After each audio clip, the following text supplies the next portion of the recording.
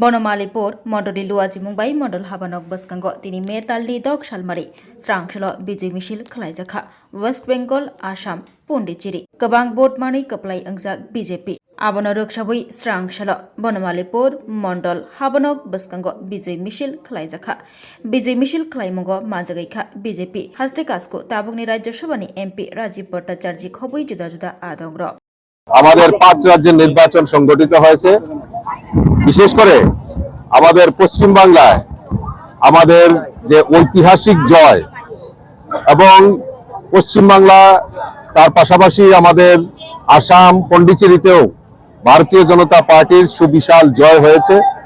এই জয়ের উল্লাস আমরা আমাদের ভারতীয় জনতা পার্টি ত্রিপুরা প্রদেশের তরফ থেকে আমরা গতকালকে আপনারা দেখেছেন, গত পরশুদিন আমরা রাজ্য স্তরে আমরা বিজয় মিছিল আমরা করেছি এবং আমাদের প্রত্যেক মণ্ডলেই আমাদের এই বিজয় উৎসব, এই যে আমাদের ঐতিহাসিক জয় সেটাকে সাক্ষী রেখে আমাদের বিজয় উৎসব চলছে।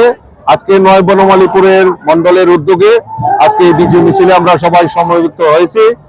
তার পাশাপাশি আমাদের ধর্মনগরেও বিশাল জয়, আমাদের প্রায় 18,000-এরও বেশি ভোটের ব্যবধানে আমাদের প্রার্থী ভারতীয় জনতা পার্টির প্রার্থী জহর চক্রবর্তী জয়ী হয়েছেন।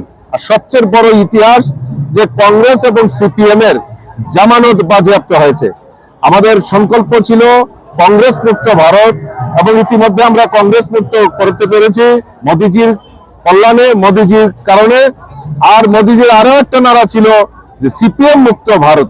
আর আজকে এই সিপিএম কমিউনিস্টরা সমগ্র ভারতবর্ষ থেকে নিশ্চিহ্ন হয়ে গেছে। কাজেই এই জয় আমাদের নরেন্দ্র মোদীজির জয়। এই নরেন্দ্র মোদীজির যে বিকশিত ভারত, এই বিকশিত ভারতের সংকল্প যাত্রায় মানুষ যেভাবে সমর্থন করছে, প্রত্যেক রাজ্যে ভারতীয় জনতা পার্টি সরকার হচ্ছে।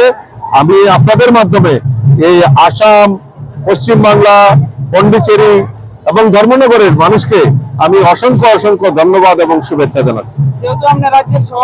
না, সকল কার্যকর্তাদের উদ্দেশ্যে আমার বার্তা একটাই থাকবে যে ভারতীয় জনতা পার্টি কখনোই দুর্বল নয়। ভারতীয় জনতা পার্টিকে মানুষ স্বতঃস্ফূর্ততার সঙ্গে মেনে নিয়েছে। আমাদের এই পশ্চিমবাংলার নির্বাচন, আমাদের এই ত্রিপুরা থেকে বহু কার্যকর্তা এই নির্বাচনের কাজে গিয়েছিল এবং তার পাশাপাশি আপনারা জানেন আমাদের প্রাক্তন মুখ্যমন্ত্রীও সেখানে সহপ্রভারী হিসেবে কাজ করেছে। মুখ্যমন্ত্রীও প্রচার অভিযানে গেছে। আমার বহু কার্যকর্তা পশ্চিমবাংলা নির্বাচনে সাক্ষী রয়েছে, কারণ আমাদের এই ত্রিপুরা রাজ্যের কার্যকর্তারা জানে সংগঠন কিভাবে করতে হয়। কাজেই আমি তাদেরকে অসংখ্য ধন্যবাদ জানাচ্ছি। এই পশ্চিমবাংলার জয় একটা ঐতিহাসিক জয়। এই জয়ের জন্য আমি আবারও আপনাদের মাধ্যমে সমস্ত পশ্চিমবাংলাবাসী এবং আমাদের যারা কার্যকর্তা সেখানে গিয়ে কাজ করেছে তাদেরকে আমি অসংখ্য ধন্যবাদ জানাচ্ছি। আরেকটা বিষয় দেখা যাচ্ছে, দীর্ঘদিন ধরে রাজনীতিক পুর খাওয়া ব্যক্তিত্ব, কিন্তু ওনার এই সিদ্ধান্ত এটা ছেলে মানুষের মতো, মানে বাচ্চা শিশু সুলভ যে আচরণ, এটা গণতান্ত্রিক পদ্ধতিতে হয় না। কারণ একটা ডেকোরাম রয়েছে। মোস্ট অফলি আজকে বা কালকে অব্দি ওনার মেয়াদ রয়েছে, তারপর বিধানসভা ভঙ্গ করে দেবে রাজ্যপাল, তার পরবর্তী সময় নতুন সরকার গঠিত হবে। তো এতে কোনো এফেক্ট হয় না।